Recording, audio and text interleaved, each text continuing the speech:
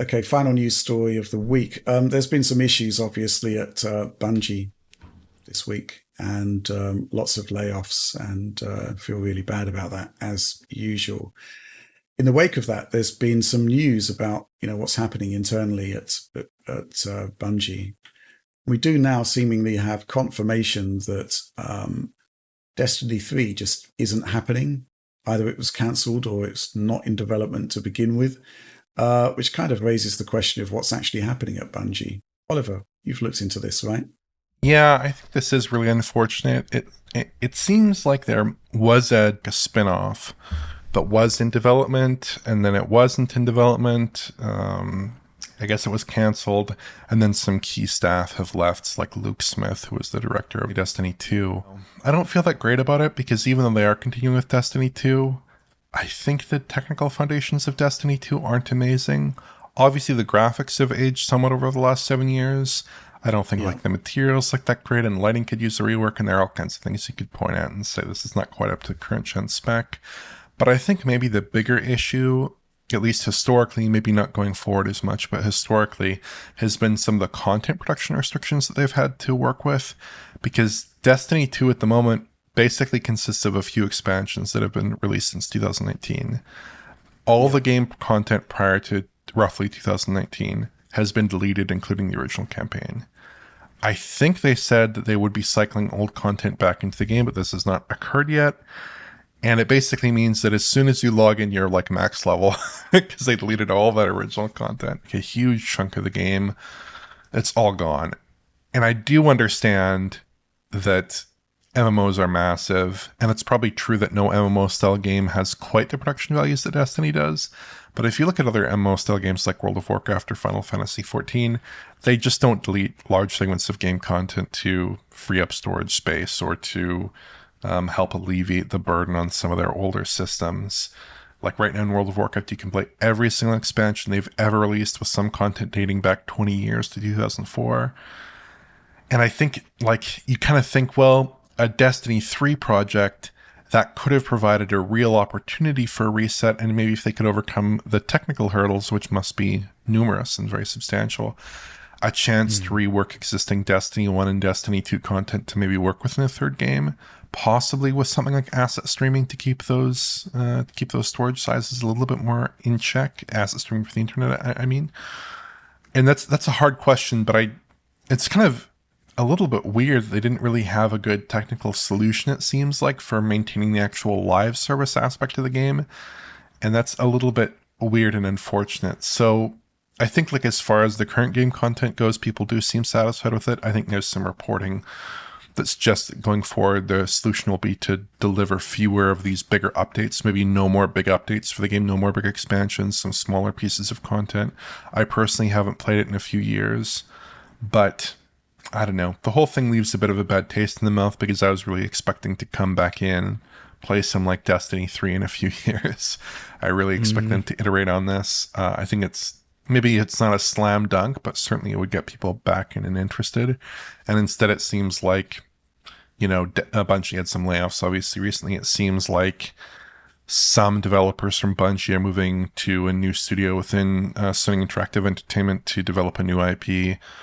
There are some developers Right. on Marathon, and then maybe there's some developers on a new project that we don't know about, or they're going to iterate some new ideas for new projects and try to work on something because they still have, I think 800 staff or something. It's a pretty sizable studio even still with the layoffs. So Okay. I don't Right. know. I think it's just unfortunate. I wish they had gone in a different direction, but I also understand that the financial realities of Destiny 2 right now are maybe not the most favorable to continuing extensive development in that title. So it probably does make Right. sense. Yeah, it was a slightly odd way to announce that they're developing a new studio and a new franchise, wasn't it? Yeah. Slightly bizarre. Yeah, I'm curious how this is all going to pan out in terms of the management structure, because the impression was that Bungie would remain independent when it was acquired by Sony, but now we're seeing this sort of much bigger integration, seemingly. I'm also sort of entirely unclear as to what the future of Destiny is at this point. Obviously, we know they've got Marathon coming as well, but what's the studio up to more generally? There's it's a bit of a mystery. Oliver, you're saying that the potential route forward for Destiny 2 is to kind of like that they're going to continue producing new chapters for it, right? They're going to continue to produce, it sounds like, smaller content expansions.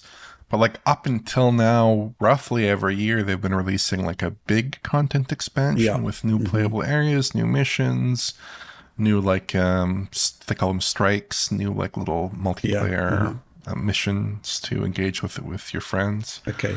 But I think going forward, the expectation is that probably they won't be doing as much of that. Maybe they'll be recycling more old content. I mean, I'd love to see them bring back the content they deleted.